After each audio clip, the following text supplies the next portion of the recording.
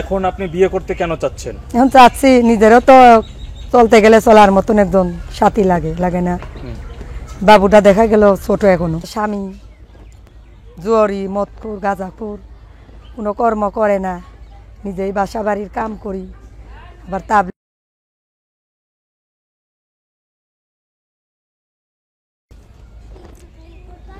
ওদের ভিডিওটি দেখার জন্য যারা ক্লিক করছেন তাদেরকে জানাচ্ছি স্বাগতম।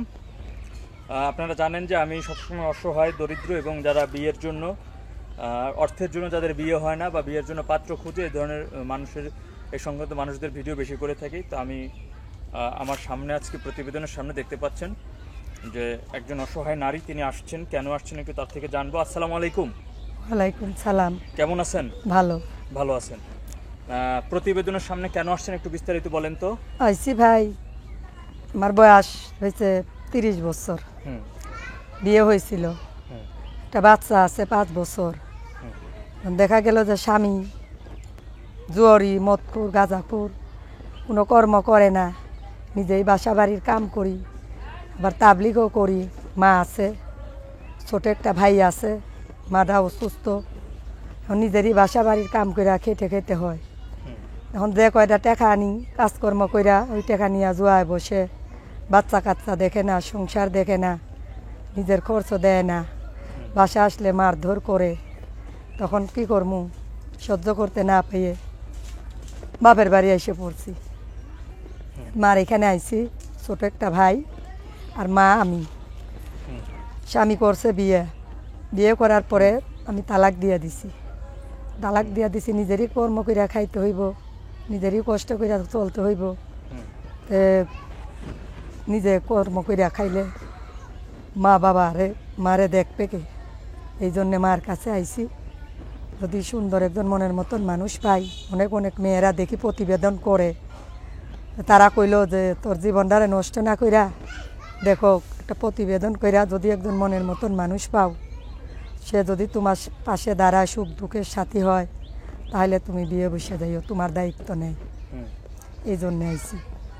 আচ্ছা, আপনার সেই জামাই কতদিন হয় চলে গেছে? তাও প্রায় 2 বছর। 2 বছর? তো 2 বছর কেন বিয়ে করেন নাই? দুই বছর কেন একা আছেন? একা নাই, বিয়ে করছে। আপনি কেন একা আছেন? আমি আছি যে ছোট বাবু দেখা, কি করুম।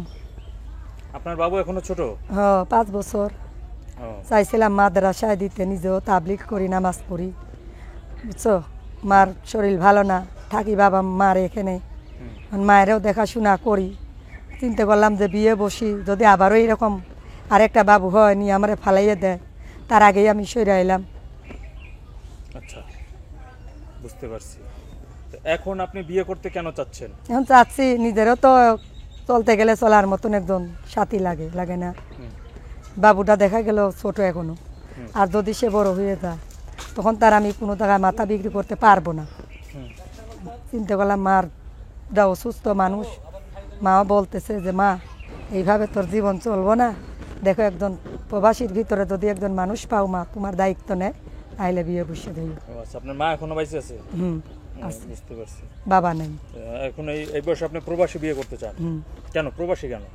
প্রবাসীরা দেখা যায় যে ভালো বলে, তারা মানুষটা গরিবের পাশে দাঁড়ায়, সহযোগিতা করে, এই জন্য আইছি। আপনি তো জামাই খুঁজেন, আপনি তো সহযোগিতা চান না? আমি জামাই খুঁজি, আমি সহযোগিতা চাই না, আমি এটাই আর কি বললাম। প্রবাসীরা তো সহযোগিতা করে, তারা তো এখন সেখানে তো জামাই। যদি আমার দুঃখ দেখা ভালো লাগে, পছন্দ করে, যদি আমার বিয়ের প্রস্তাব দেয়, আমার একটা বাচ্চা আছে দেখা, তাইলে আমিও তার প্রস্তাবে রাজি হব।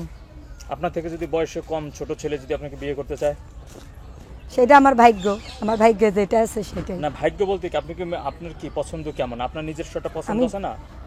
আমি, যেমন সবাই ইলিশ মাছ, আমার তো বয়স আর কম না, আমারও 30 বছর বয়স। সে যদি 40 হয়, 50 হয়, তাতে কিছু আসবে যায় না। না, সমস্যা নেই। এখন আপনার এই চাহিদাগুলো কিভাবে পূরণ করেন? এখন এই চাহিদাগুলো কিভাবে পূরণ করেন? কিভাবে করবো, মোবাইলের মাধ্যমে যদি সে আমার বিয়ে করতে চায়, তাহলে আমি তারে এই নাম্বারে ফোন দিতে কইেন, তার কাছে বিয়ে বসতে রাজি আছে। কি যেন নাম বলছেন আপনার? নাম প্রিয়াঙ্কা। প্রিয়াঙ্কা, বয়স হলো 30 বছর। 30। আচ্ছা বন্ধুরা, আমি তার ফোন নাম্বারটি বলে দিচ্ছি, শুনছিলেন তার বিষয়। তার ফোন নাম্বার হচ্ছে 0177656 017762419। নাম্বারটি আমি আবারও বলছি 01776262419। এই ছিল আপার ফোন নাম্বার। তারপর ভালো থাকেন, হ্যাঁ? আচ্ছা ভাই, ওকে, আসসালামু আলাইকুম। ওয়ালাইকুম সালাম।